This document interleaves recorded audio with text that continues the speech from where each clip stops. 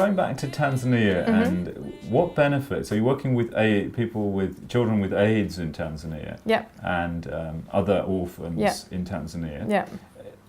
How many people do you see a day, and how is it benefiting them? I've been there once with Fleur Carteret and once by myself, and we'd see between sort of 15 to 30 each. And the impact on the kids that didn't have so much sort of chemical trauma, say with the AIDS and stuff, was taking some stress off the body and just allowing them to function better.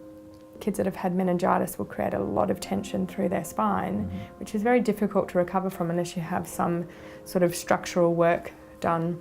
So it was really about assessing, do we look at some NET, do we look at some structural work first, or do we look at some nutritional sort of things? Yeah. With the very first trip, it kind of gave us a really good idea of what we needed to assist them with from an education point of view.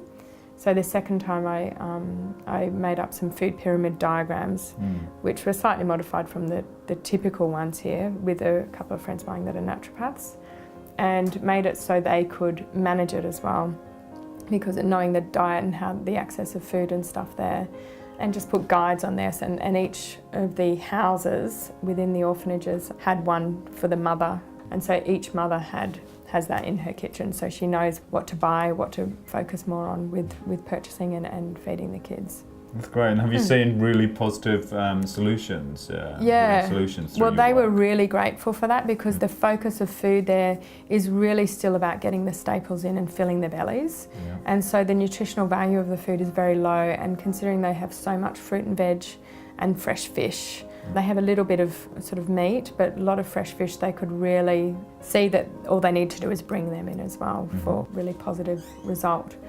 That was really helpful for them, and I was really surprised at how much the kids had improved in a year. It was really quite remarkable. They're now all on HIV meds that are provided by the government with some, Bill Gates I think has done a lot of stuff, and the Clinton Foundation.